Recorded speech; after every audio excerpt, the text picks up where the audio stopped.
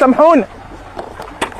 That was a man in Egypt throwing bottles filled with grain and flour into the sea, with a slight hope they might eventually reach Gaza. He urges others to do the same. So Egyptian civilians clearly express solidarity with the people of Gaza and actively want to help get aid in. The Egyptian people are staunchly pro-Palestinian. There is no question about that. Yet governments have escalated their crackdown on those speaking out in solidarity with Gaza in their respective countries. I'm Egyptian and I'm saying it for 100% sure that the Egyptian regime is complicit in the genocide. It's just not an accusation, it's a fact. While Egypt's president claims ترحيل وتهجير الشعب الفلسطيني من مكانه هو ظلم لا يمكن أن نشارك فيه. So why is Egypt enforcing this level of control?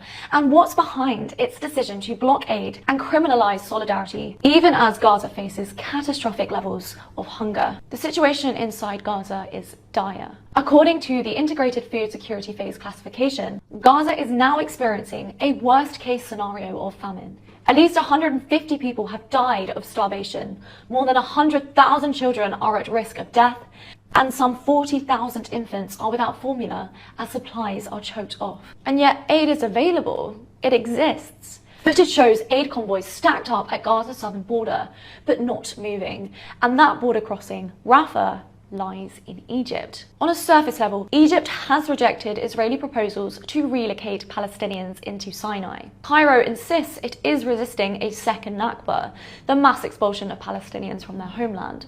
But critics say that behind this position, Egypt is doing far more than refusing resettlement. It is enforcing the siege and punishing Egyptians who challenge that.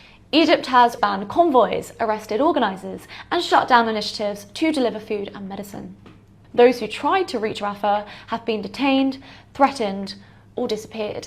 Egyptian journalist and activist Hossam El-Hamalawi has been documenting the state's response closely. الفتاح السيسي is a coward. He could have himself led a caravan into Gaza, being an all-military general who's powerful and brave and what have you. But he didn't do that.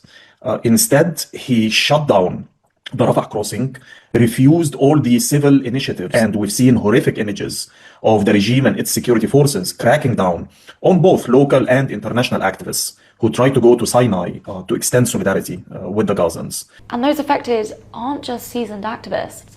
Only last week, at least 25 women, according to human rights activists, have been detained and showed up at the state security prosecutor on terror charges for simply collecting donations to Gaza. Even Egypt's top religious authority, Al-Azhar, was reportedly forced by the presidency to withdraw a statement condemning Israel's starvation of Gaza.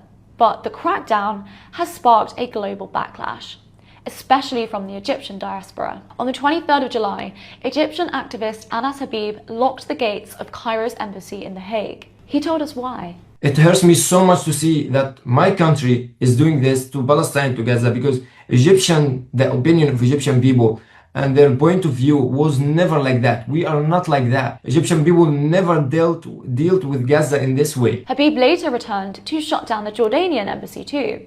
And the ripple effect was immediate. In the weeks since, protesters have locked at least 16 Egyptian embassies across the world, from Turkey and Iraq to South Africa and the UK.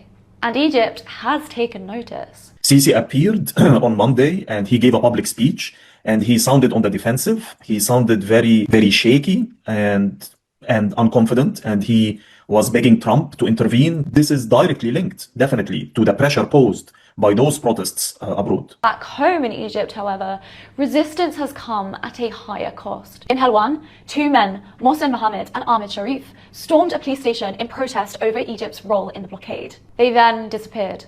Habib fears he would face the same fate if he returned. What happened if I go back to Egypt? Of course, they just die. I will be killed, 100% sure. And yet, he says he will not stop. Like literally nothing can make me stop. What's the win for me? The win for me that Gaza live and the Egyptian people live like the whole world should live. If Egypt is free, Gaza will be free. Whether Egypt shifts its position now depends on pressure from abroad and from within. But rights groups and observers say the record is already clear. Egypt had the means to alleviate Gaza's suffering, and so far has chosen not to.